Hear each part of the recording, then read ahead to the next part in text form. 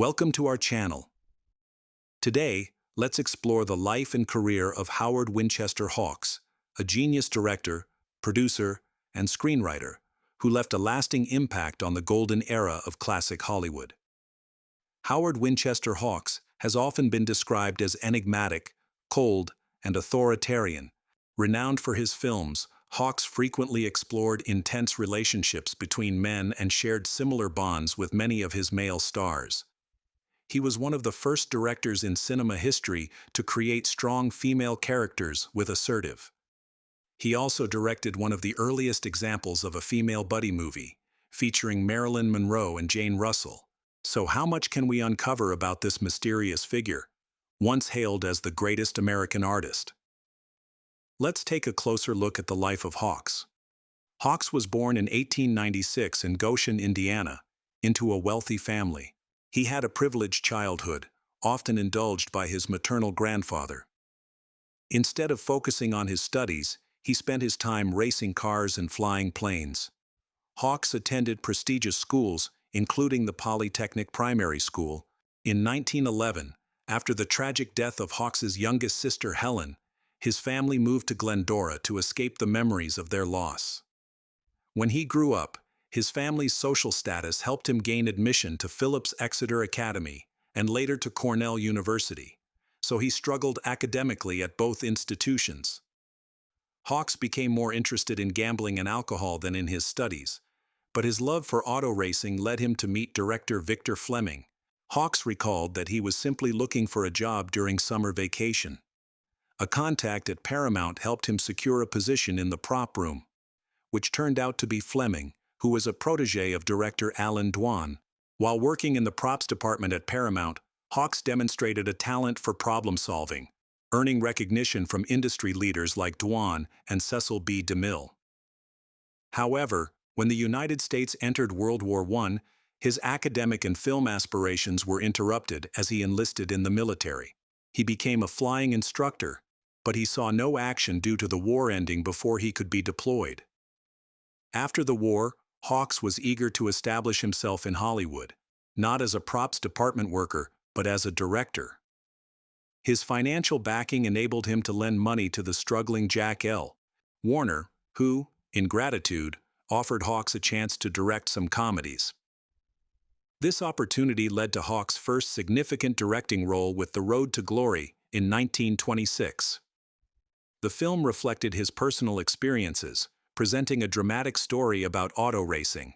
He followed this with successes like Fig Leaves, a comedy, and Paid to Love, which was notably influenced by F.W. Murnau's German expressionist style. Hawks later remarked about Paid to Love, "It wasn't my type of stuff, at least I got it over with quickly."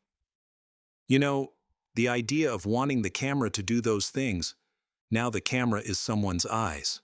In 1928, A Girl in Every Port marked the moment Hawks discovered his directorial style. He began to establish themes and character types that would recur throughout his career. The casting of Louise Brooks as the strong-willed Marie highlighted Hawks's preference for bold and unconventional female characters. He praised Brooks, saying, "I hired Louise Brooks because she was very sure of herself. She's analytical, very feminine, and confident in doing what she wants. She was ahead of her time with that hairstyle, and she's a rebel. I like her. I like rebels." On May 30, 1928, Hawks married Athol Shearer, a Canadian-American actress who was the sister of the well-known movie star Norma Shearer and Douglas Shearer, an MGM sound engineer. Her film career in the eastern United States consisted of small, uncredited roles in only 3 movies. After moving to California, Athol stopped pursuing acting and was unable to achieve the same level of success as her sister Norma at MGM. A significant challenge during her acting career was her ongoing health issues, particularly her undiagnosed bipolar disorder. These struggles ultimately hindered her career. If she expected Hawks, who often appeared distant, to be a source of support, she was likely mistaken. The Air Circus was Howard Hawks' first film focused on aviation. By 1928, Charles Lindbergh had become a major international celebrity, and the film Wings was a big hit that year. To capitalize on the public's interest in aviation, Fox purchased Hawks' original screenplay for the Air Circus. This movie presented a fresh take on the buddy dynamics seen in Hawks' earlier work, A Girl in Every Port. Filming occurred from April to June 1928. Once again, Hawks showcased his recurring theme of platonic relationships between men, which were not romantic in nature, but centered around friendship, based on duty and masculine ideals. Often, these relationships were defined in contrast to female characters, who typically embodied masculine traits as well. The film was released in September 1928, achieving moderate success, though it is now considered a lost film. Trent's Last Case was Hawks's adaptation of the 1913 detective novel by British author E.C. Bentley. Hawks greatly admired the book, considering it one of the finest detective stories ever written, and was eager to make it his first sound film. He cast Raymond Griffith as the lead character, Philip Trent, despite Griffith's soft-spoken voice, which was a result of exposure to poison gas during World War I. Hawks believed that Griffith's unique voice would actually enhance the film. However, after filming only a few scenes, Fox Studio halted production, insisting on making a silent version due to concerns about Griffith's voice and legal issues. The film was completed with a musical score and sound effects, but without any dialogue, and it never premiered in the United States. Its short run in England received poor reviews. Although the film was considered lost until the mid-1970s, it was finally shown in the U.S. during a retrospective of Hawks' work in 1974. Hawks attended this screening, where he unsuccessfully sought to destroy the only existing copy. Hawks's relationship with Fox ended on a negative note in May 1929, concluding his long-term commitments to any major film studio. By 1930, the film industry was facing significant challenges due to the shift from silent films to sound films, known as talkies. This transition caused many actors and directors to lose their careers. Studios began seeking stage performers, whom they believed could better adapt to the new demands of sound films. Despite having 14 years of experience and a history of successful films, Hawks found himself needing to prove his worth to the studios once again. His departure from Fox was contentious, which negatively impacted his reputation. However, Hawks was used to standing up to studio executives during disputes. After unsuccessful negotiations, he revitalized his career in 1930 with his first sound film, The Dawn Patrol. This film focused on a group of British pilots undertaking dangerous bombing missions over Germany, highlighting their strong camaraderie and reliance on alcohol to cope with their perilous circumstances.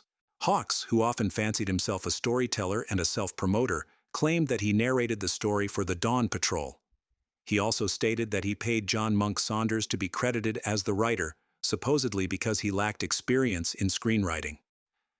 However, this claim may be an exaggeration, as is often the case with Hawks's self-representations. Filming began in late February 1930, around the same time that Howard Hughes finished his own World War I aviation film, Hell's Angels.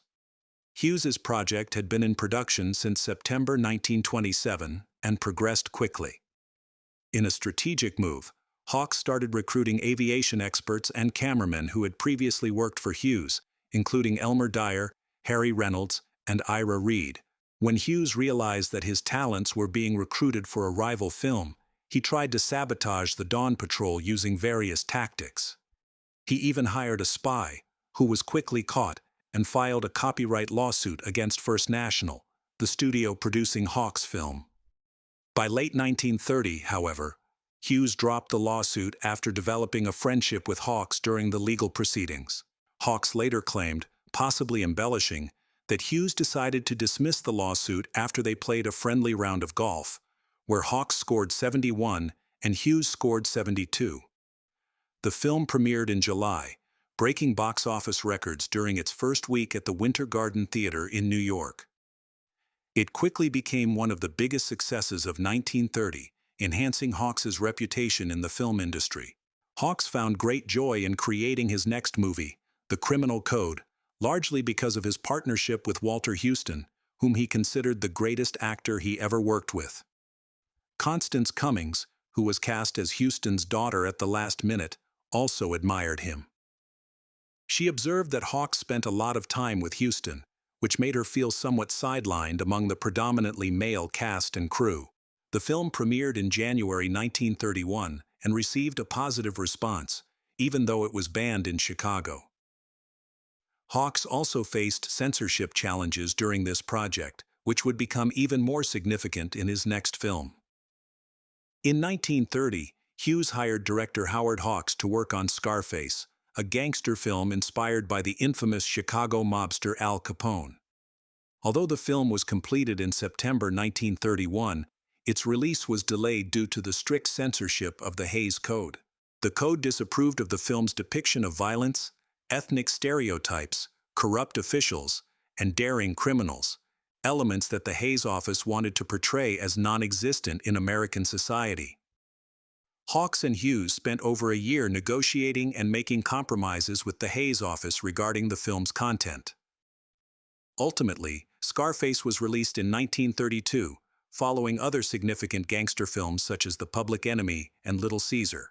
It's intriguing to consider how different the original version of Scarface might have been before the Hays office intervened, but the final film remained dynamic and impressive, captivating audiences in the early 1930s. The movie also initiated a successful 20-year collaboration between Hawks and screenwriter Ben Hecht, who became both a close friend and a frequent partner. Hawks often claimed he consulted real gangsters while making the film, but these claims contribute to the lore surrounding his filmmaking, rather than serving as verified facts. The one about Capone adoring the film and possessing a personal copy ought to be taken with a grain of salt, especially since Capone was incarcerated by the time the movie was released. More credible is Hecht's account of a visit from a couple of Capone's henchmen who came asking about Howard Hughes's intentions with the movie. Hecht reassured them by describing Hughes as just a sucker with the money, implying they were no threat to Capone. Scarface is still considered a classic representation of Chicago's gangster culture in the 1920s. It features a sharp and clever story about the rise and fall of a gangster.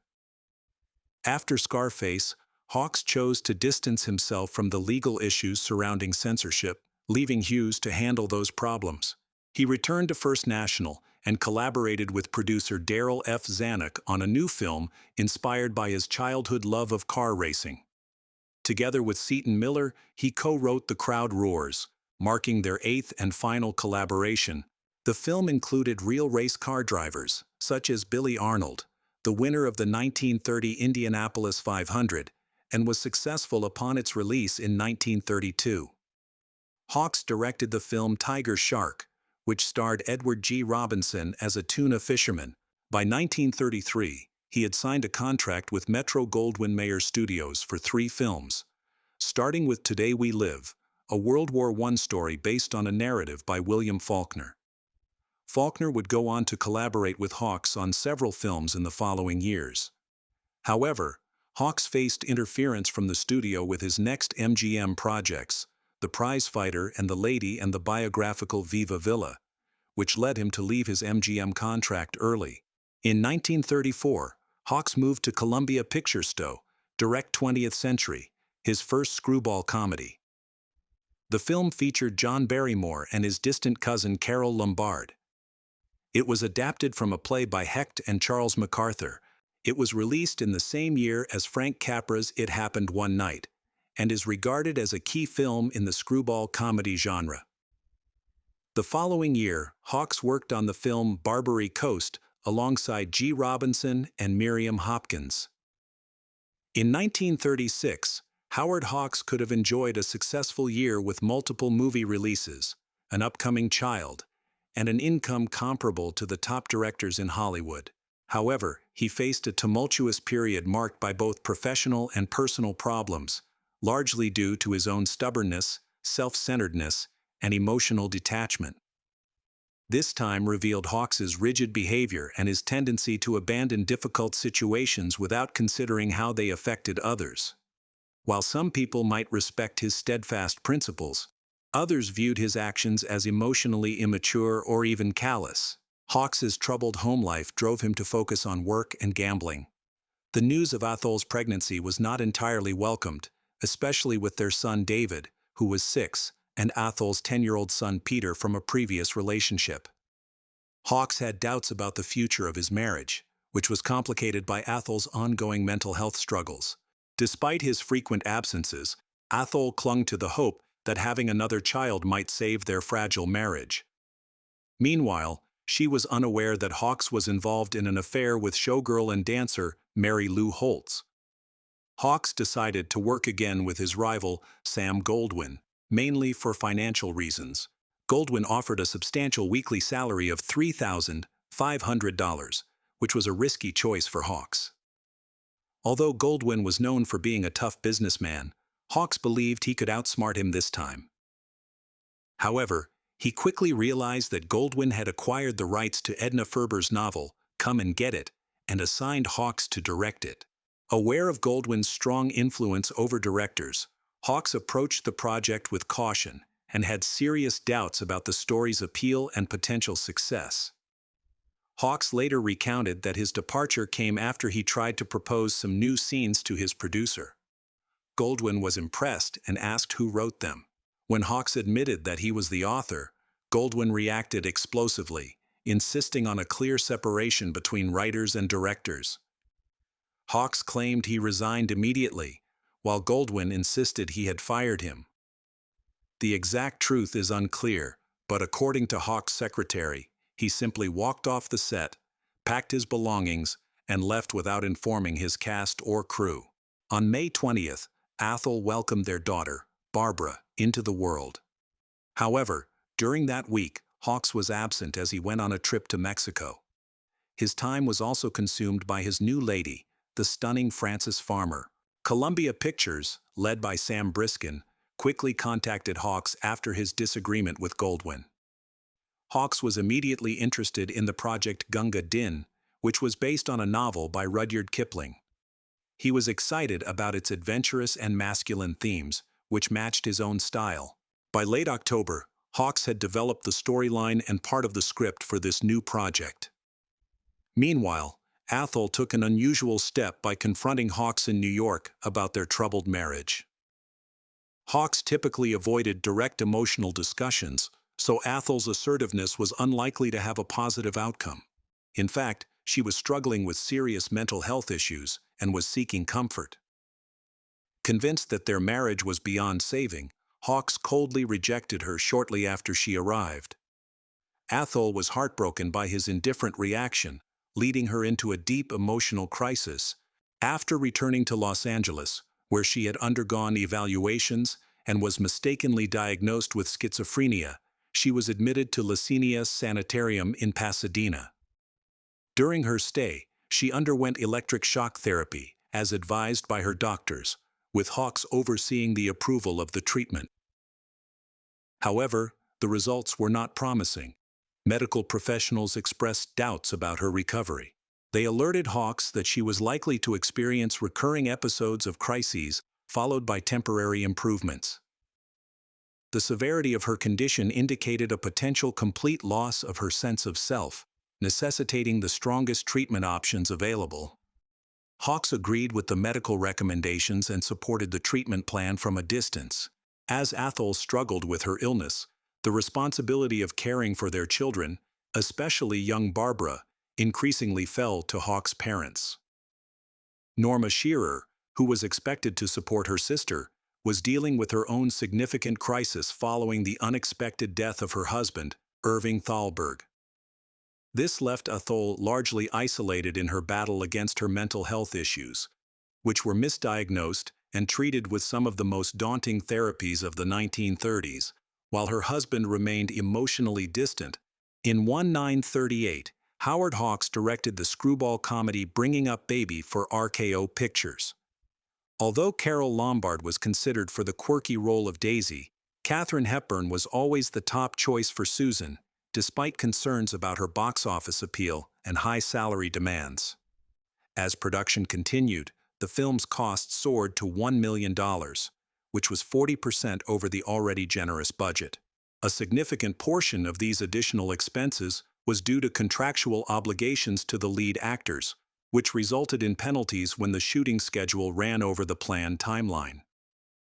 When Bringing Up Baby was released, it underperformed at the box office, leading RKO to sever ties with director Hawks due to the film's financial failure. However, over time, it has come to be regarded as one of Hawks' best films. The initial poor performance was attributed to several factors, including its sophisticated humor, the intellectual characteristics of its characters, a lack of genuine romance, and unusually dark lighting for a comedy. Hawks later reflected on the film's weaknesses, admitting that it suffered from having only eccentric characters and no relatable ones. He learned from this experience and promised not to make the same mistake again. One night at the Clover Club on the Sunset Strip, a popular venue for Hollywood's elite, Hawks noticed Albert Cubby Broccoli with a stunning young woman he didn't recognize. Curious, Hawks asked for an introduction and met Nancy Gross, known as Slim Keith, who was a striking 21-year-old. Aware of Hawks's reputation and impressed by his presence and style, Slim agreed to go on a date with him. However, she was surprised when the 42-year-old man with gray hair introduced his 3 children and revealed that he was married. Slim was even more taken aback when Hawks explained that his wife was mentally ill and living in a facility, prompting her to consider leaving. Despite this, Slim chose to stay, and she and Hawks began a serious relationship. Hawks spent 3 years finalizing his divorce from Athol, a process complicated by Athol's mental competence status. Although Athol had not been legally declared insane, Hawks found a way to proceed with the divorce. During this time, Hawks and Slim were openly seen together, traveling and socializing without hiding their relationship. While Slim officially lived with her mother, Hawks's career began a transformative phase thanks to his relationship with Slim, leading to a highly productive and creative period in his filmmaking. Throughout their 8-year relationship, Hawks directed 8 films, including notable classics like Only Angels Have Wings and Red River, which received both critical acclaim and commercial success. This period is often considered one of the most remarkable times for artistic and commercial achievement in Hollywood history. Critics from the 1950s onward have particularly highlighted Only Angels Have Wings as a significant piece in Hawks' body of work. The film's vibrant and romantic qualities were clearly influenced by Hawks' deepening love for Slim, who was outgoing, playful, and strong, traits that starkly contrasted with Athol. Ernest Hemingway was captivated by Slim as soon as he saw her. He encountered her while Hawks was trying to convince the famous author to write screenplays for Hollywood. Although Hawks tried to persuade him, Hemingway was reluctant to get involved with the studio system, known for its strict creative limitations. Afterward, Hawks continued his partnership with Howard Hughes and began working on his next project. Hawks bought a beautiful 105-acre property located in a gently sloped canyon near Victor Fleming's home, along Moraga Drive off SVA Boulevard in the Santa Monica Mountains foothills. His marriage to Athol ended on July 24, 1940. Under pressure from her family and doctors, she agreed to the divorce. The settlement took over a year to complete, resulting in Hawks paying Athol $1,000 a month in support and gaining full custody of their children, including Athol's son from a previous marriage, Peter. Sergeant York received 12 Academy Award nominations, competing against strong contenders like Citizen Kane and John Ford's How Green Was My Valley, which ultimately won the Oscars for Best Picture and Best Director. This film marked Hawks' only Oscar nomination. During its release in the fall, it quickly became the top film in the country, breaking box office records and becoming a significant cultural phenomenon. The film also sparked important political discussions in Washington, D.C. Conservative isolationists and anti-war senators, upset by Hollywood's perceived push for U.S. involvement in the war, initiated highly publicized hearings through an interstate commerce subcommittee. These hearings examined what they argued was a subtle promotion of pro-war messages in Hollywood films, particularly those depicting Germany as a threat to American life and advocating support for Britain. Attacking the film industry was an effective way to attract media attention. But as Sergeant York gained popularity, editorial writers nationwide began using the film to criticize conservative senators and promote pro-war sentiments. They argued that the movie, which portrayed a religious pacifist's moral journey toward accepting war, effectively countered the senators' objections. As a result, the hearings lost steam, and the United States intensified its war preparations. Many weddings faced disruptions, and Hawks and Slim's wedding was also affected by a significant historical event, the attack on Pearl Harbor. Their wedding was set for December 11th, coinciding with Hawks's career peak and the upcoming release of Ball of Fire. However, after the December 7th attack shifted the nation's focus to war, Slim insisted that their wedding go ahead as planned. Just 4 days later, after their honeymoon, Hawks learned that many of his colleagues, including Jimmy Stewart, Daryl Zanuck, and John Ford, had already enlisted in the military. Ironically, even though he directed the pro-war hit Sergeant York, Hawks began to have doubts about the U.S. war efforts and later expressed concerns that President Roosevelt might have known about the Pearl Harbor attack in advance. Despite these doubts, Hawks was persuaded to direct Air Force, another successful wartime film. Eventually, Hawks and Slim and their family moved into what Lauren Bacall described as the most beautiful house she had ever seen. Hawks's partner, Christian Nyby, commented that Hawks saw Slim as his ideal of the perfect woman, and whatever Slim lacked, Hawks found in Bacall. Interestingly, it was Slim who introduced Lauren Bacall to Hawks, opening the way to her illustrious acting career. After the huge success of Casablanca, Warner Brothers wanted Humphrey Bogart to play a romantic lead again. This time, Hawks was chosen to direct, and he decided to pair Bogart with the young actress Lauren Bacall, who not only became a big star, but also left a deep mark on Bogart's life. Before, Hawks made multiple attempts to arrange a meeting between Ernest Hemingway and William Faulkner. Despite their prominence as literary giants, both writers repeatedly declined. As a result, their closest collaboration was through the film To Have and Have Not, where Hawks directed and enlisted Faulkner to adapt Hemingway's story. Although there were high expectations for the film, it did not reach the legendary status of Casablanca, which Hawks claimed to have handed over to Michael Curtiz. Nonetheless, the production was known for its enjoyable and relaxed atmosphere, as well as the off-screen romance between Bogart and Bacall, which contributed to their strong on-screen chemistry. Bacall viewed Hawks as both impressive and mysterious, feeling a combination of respect and anxiety in his presence. Unlike her friendships with other actors such as Gary Cooper, Cary Grant, or John Wayne, Hawks's relationship with Bogart was unique. Prior to filming, Hawks and Bogart barely knew each other, held different political beliefs, and had different personal interests. Bogart did not share Hawks' enthusiasm for motorcycles, hunting, or sports. As filming began, it quickly became clear that Bogart and Bacall were developing a romantic relationship, which displeased Hawks. He had hoped to transform Bacall into his dedicated protege, but decided to use their chemistry to enhance the film instead. Hawks experienced a complicated mix of annoyance, jealousy, and wounded pride as Bacall's focus shifted to Bogart. Bacall admitted to feeling consistently intimidated by Hawks, stating, "I always was nervous around him. He was always very intimidating." She recognized that Hawks had a crush on her, describing it as his entire fantasy. This dynamic shaped her journey to stardom and influenced her feelings. However, she did not reciprocate Hawks' affections. She found him too distant and conservative compared to the free-spirited Bogart. Slim was the one who discovered Bacall, and she closely observed Hawks. Bacall noticed that Hawks admired Slim more for her beauty and elegance than out of genuine love. She also felt that there was no playfulness or attraction between them, and recognized that Slim knew about Hawks' affair with Dolores Moran, a woman Slim mockingly called Dollar Ass. Additionally, Hawks had a brief fling with Dorothy Davenport, a tall brunette extra who resembled Slim.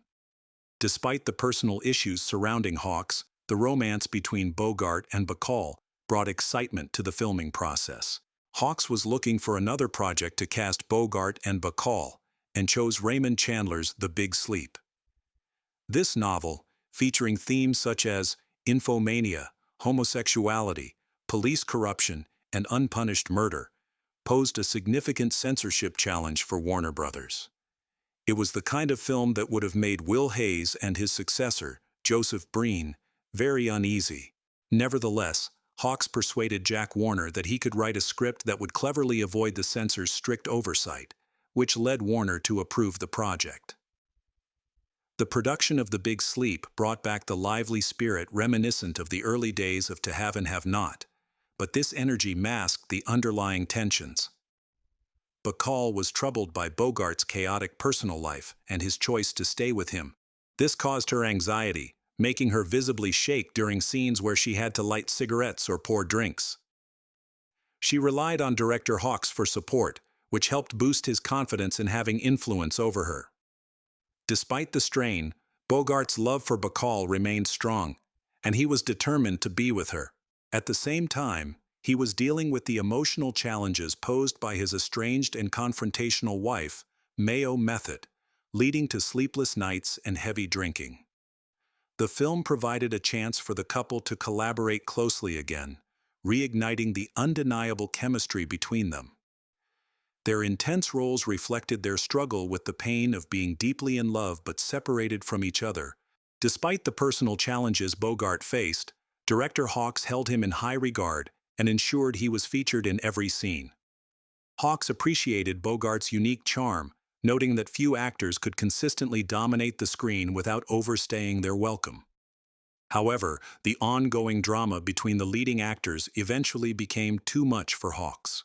He called Bacall for a serious discussion, warning her about the possible repercussions of her choices, and suggesting that Bogart's lifestyle and marriage made their relationship pointless. He even tried to set up a date with Clark Gable to redirect Bacall's affections, but it didn't work. As Bogart and Bacall's relationship grew stronger against Hawks' wishes, their professional rapport with him deteriorated, especially upon the news of their impending marriage, which contradicted Hawks' expectations. He began to distance himself from them. The Big Sleep premiered in New York City on August 23, 1946, to widespread acclaim, earning a record $84,000 in its first week. The theater operated nearly non-stop due to high public interest. Following this success, director Howard Hawks continued his series of hit films, gaining considerable influence at Warner Brothers. However, he felt restricted by his contract and longed for the creative freedom he had experienced with Howard Hughes during the making of Scarface. This desire for independence prompted him to create Monterey Productions to finance his future projects. In 1948, Hawks began working on Red River, an ambitious western that was compared to Mutiny on the Bounty. The film starred John Wayne and marked the debut of Montgomery Clift. Around this time, Hawks faced personal turmoil as Slim demanded a separation. She was exhausted from taking care of his children, who were nearly the same age as she was, and she had developed feelings for Leland Hayward. In response to these emotional challenges, Hawks often withdrew into silence and isolation. Hawks believed that Red River would be a great project, and casting Wayne and Clift was a smart decision. The film's impressive scale made everyone confident it would succeed at the box office. However, Hawks soon faced financial challenges. Although Red River was expected to do well, it was unlikely to help him immediately due to a costly divorce from Slim, significant back taxes owed to the government, overdue alimony payments, and rising gambling debts. Hawks realized he needed to secure another project quickly. Unexpectedly, Hawks received an offer from Sam Goldwyn, someone he never expected to work with again. Goldwyn was looking for a new project for Danny Kaye and wanted to hear Hawks' ideas. As a result, in 1947, Hawks revisited his earlier film Ball of Fire to create A Song Is Born, which starred Danny Kaye and Virginia Mayo while maintaining the original storyline.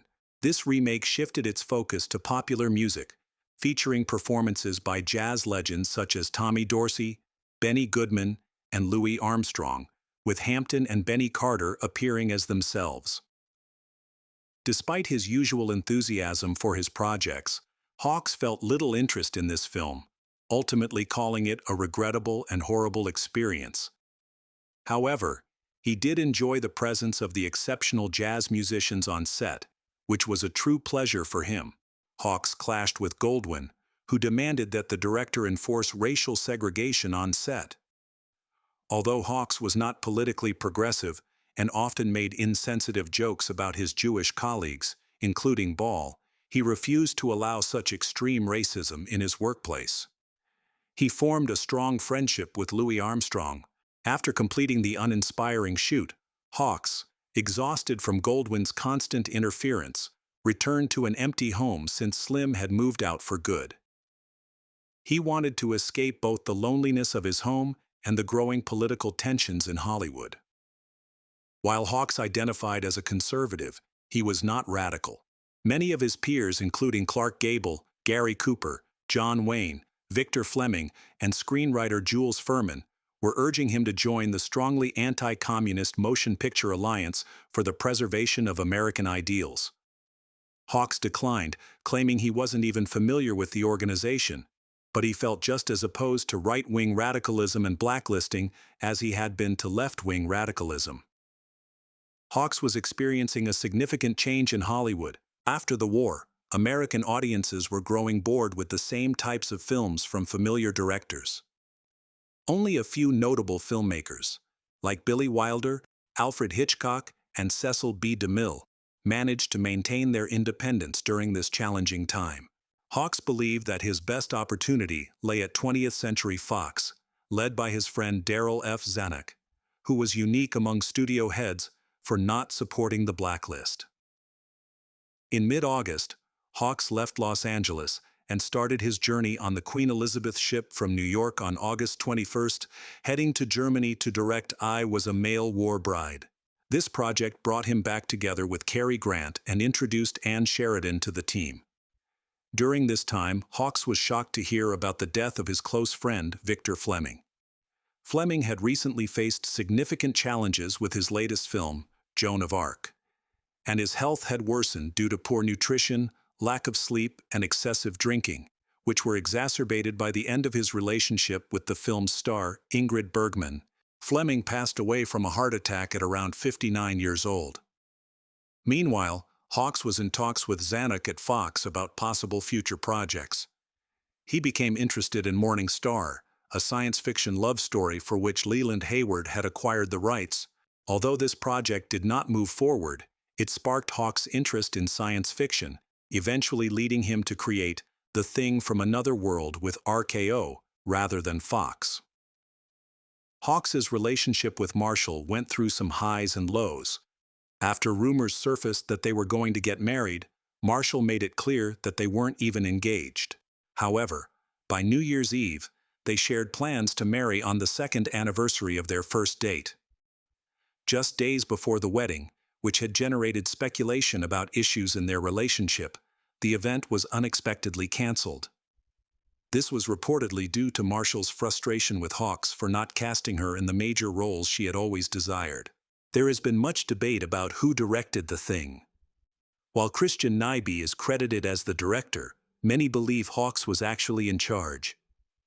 John Carpenter, who created a remake of the film in the 1980s, was convinced that Hawks directed it, noting the strong camaraderie among the male characters, which is a signature of Hawks' work. Interestingly, Hawks did not actively seek to take credit for the film, despite many believing he deserved it. After the release of The Thing in the spring, Hawks shifted his attention to The Big Sky. He viewed this film as an opportunity to build on the success of Red River, presenting another story about Western pioneers. Although the film received positive reviews, it fell short of financial success, earning only $1.65 million, which was insufficient to cover its high budget. Hawks took the film's shortcomings very personally, feeling responsible for its lack of success. Under his contract with RKO, Hawks also had obligations to 20th Century Fox, where Darryl Zanuck was eager to have him return. Facing financial challenges, Hawks went back to work on Monkey Business, which starred his frequent collaborator Cary Grant. This comedy featured Grant interacting with a chimpanzee, which he found easier to manage than the leopard from Bringing Up Baby. The cast included Marilyn Monroe, Ginger Rogers, and Charles Coburn. Charles Coburn stood out in his role, often stealing the spotlight from Cary Grant. In one memorable scene, Coburn humorously chased Monroe with a soda siphon, trying to decide which part of her impressive physique to aim for. Monroe's role in Monkey Business marked the conclusion of her early symbol image as she transitioned to major stardom with her role in Niagara. While some attributed her discomfort during filming to a disliked dress, it was ultimately due to appendicitis, which was treated right after her scenes were completed. Hawks and Grant were not impressed by Monroe's appeal. Grant commented, "I had no idea she would become a big star. If she had anything unique compared to other actresses, it wasn't obvious at the time. She appeared very shy and quiet, and there was a sadness about her." Grant was certainly right about the sadness. Hawks, on the other hand, unfairly viewed Monroe as goddamn dumb. This made Monroe uncomfortable around the strict and commanding Hawks, but he did acknowledge that her performance was outstanding despite his apparent indifference. Hawks would collaborate with Monroe again in his next film, Gentlemen Prefer Blondes. Darryl Zanuck initially planned to cast Betty Grable in the film, but her popularity was declining, even as her salary increased to $150,000 per film. In contrast, Marilyn Monroe was stuck in a poorly paid contract with the William Morris Agency, making her available for only $188,000. Despite her rapid rise to fame, she was still considered relatively untested. To ensure star power, Zanuck paired her with Jane Russell, who commanded a fee of $200,000. Although Hawks did not have a musical background, he appreciated music and often included group singing scenes in his films. However, for the musical numbers in Gentlemen Prefer Blondes, Hawks chose to let Jack Cole, a famous choreographer known for his work with Rita Hayworth, take the lead. Cole, who was both intense and somewhat shy, mentored Monroe during her performances in this film and others. His original vision for Diamonds Are a Girl's Best Friend involved Monroe wearing a bold outfit. He arranged a rehearsal with her on a black and pink Empire-style bed, where she was adorned with diamonds and had a small horse's tail topped with a tiny diamond horsefly. This concept was ultimately deemed too risque for the final scene. Darryl Zanuck had serious doubts about Monroe's singing abilities and requested a personal audition. However, Monroe showcased her talent remarkably, singing most of her songs in the movie herself. Hawks faced communication challenges with Monroe, which frustrated him because she did not meet his professional standards. Her well-known lateness, insecurity, and reliance on acting coaches posed difficulties for several directors, including Hawks. However, Monroe's performance received early approval from Zanuck, and the studio's backing helped alleviate the issues caused by her behavior. As the film's release approached, the studio ramped up its promotional efforts, highlighted by the memorable cement imprint ceremony featuring Monroe and Russell at Grauman's Chinese Theater, complete with fanfare. This set the stage for Gentlemen Prefer Blondes to become one of Hawks's biggest box office hits. Following this, Hawks fell in love with a younger woman named Dee Hartford, who eventually became his wife. Hartford introduced a new dynamic to their relationship. She was assertive and unafraid to challenge Hawks, which energized him. Although his friends and family had mixed feelings about the marriage, the couple celebrated their union and enjoyed an extended honeymoon in Paris. In Paris, Hawks received a warm welcome. Despite being largely unappreciated in his own country and missing from the latest edition of Who's Who, the French celebrated him as a great artist. Jacques Rivette praised Hawks's genius in that spring's influential French film magazine, Cahiers du Cinéma. In 1955, Hawks took a different direction with Land of the Pharaohs, an ambitious film set in ancient Egypt, featuring Jack Hawkins and Joan Collins. This marked his final collaboration with his longtime friend William Faulkner. Hawks aimed to create a grand epic inspired by Cecil B. DeMille, which was a significant shift from his usual style.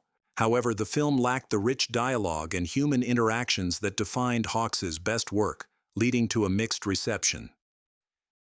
In 1959, he created Rio Bravo. He intended to counteract the elements of High Noon that he found frustrating. This idea resonated with John Wayne, who also had issues with the earlier film. The collaboration between old friends Hawks and Wayne, after years apart, was a big bonus for both. Hawks's decision to cast Dean Martin in Rio Bravo was also a smart move, as he recognized Martin's dedication despite his relaxed persona. When Rio Bravo was first released, it was not regarded as an important artistic work. This was mainly because Westerns, even those made by renowned directors like John Ford and featuring stars like John Wayne, were often dismissed by critics who preferred films with more ambitious themes. The presence of Dean Martin and Ricky Nelson made Rio Bravo seem more like mainstream entertainment than high art.